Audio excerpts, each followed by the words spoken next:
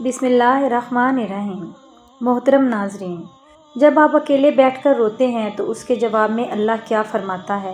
امیر المومنین حضرت علی مرتضیٰ رضی اللہ تعالیٰ عنہ نے فرمایا کہ جب تم میں سے کسی کو خوف خدا سے رونا آئے تو وہ آنسوؤں کو کپڑے سے صاف نہ کرے بلکہ رخساروں پر بہنے دے، وہ اسی حالت میں رب کریم کی بارگاہ میں حاضر ہوگا۔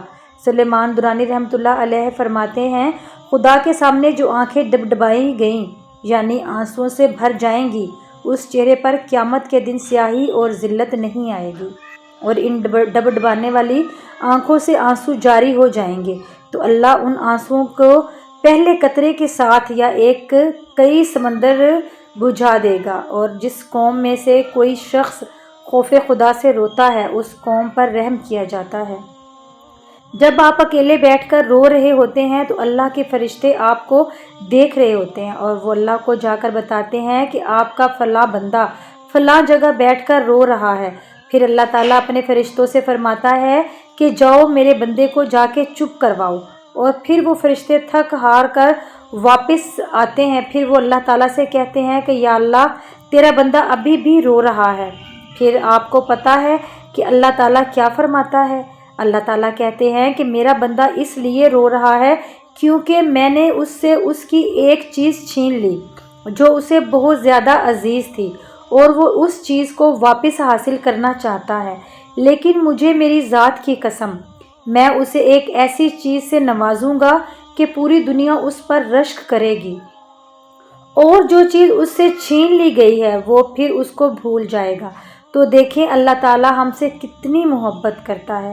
جب ہم اکیلے بیٹھ کر رو رہے ہوتے ہیں تو وہ اپنے فرشتوں کو بھیج رہے ہیں کہ کسی طرح اس کو چپ کرایا جائے۔ اس لیے کبھی آپ خود کو اکیلا نہیں سمجھنا، کیونکہ اللہ تعالیٰ ہر وقت آپ کے ساتھ ہوتا ہے اور آپ کو دیکھ رہا ہوتا ہے۔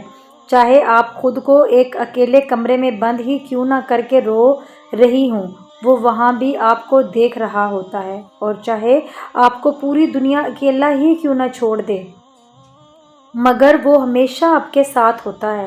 تو صبر رکھیں اور اللہ تعالیٰ پر بھروسہ رکھیں، ایک دن تمہیں تمہارے صبر کا صلہ دیا جائے گا۔ وہ نصیب لکھنے والی ذات جو دلوں میں خواہش ڈال دیتی ہے اور ان خواہشوں کو پورا کرنے پر بھی قادر ہے۔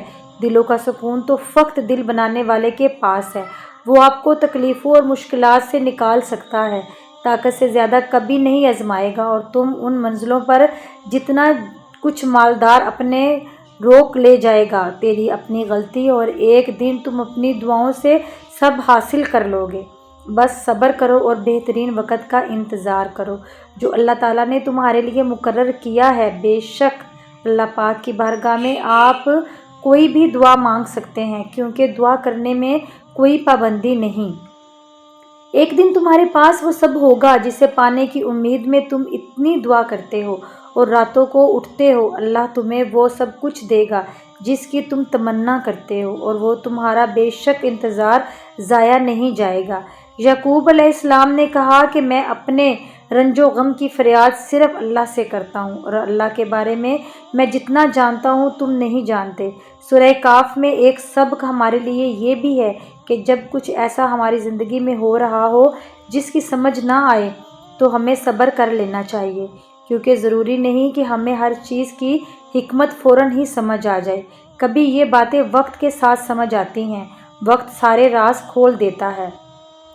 بے شک سکون تو بس اللہ کے ذکر میں ہے، چیزیں بس وقتی خوشی دیتی ہیں۔ اے اللہ، مجھے اتنا صبر دے کہ میرا دل ہر حال میں مطمئن رہے۔ اللہ مجھے اتنا مضبوط بنائے کہ مجھے کوئی توڑ نہ سکے۔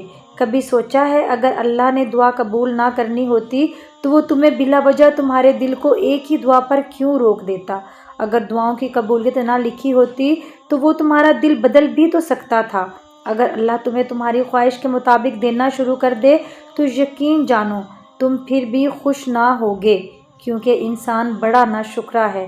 اللہ ہمیں شکر کرنے کی توفیق عطا فرمائے۔ اے ٹوٹے دل والے خاموش بندے، اللہ تم سے محبت کرتا ہے اور بے پناہ کرتا ہے، اور وہ تمہیں تمہاری خواہشات سے زیادہ دینے والا ہے۔ اس کی راہ میں چلتے جاؤ کیونکہ منزل بہت خوبصورت ہے۔ اللہ کو دروازے تمہاری بہتری اور تمہاری حفاظت کے لیے بند کرتا ہے، انگلیوں کو انہی دروازوں میں پھنساتے ہو، پھر وہ تکلیف مزید بڑھ جاتی ہے۔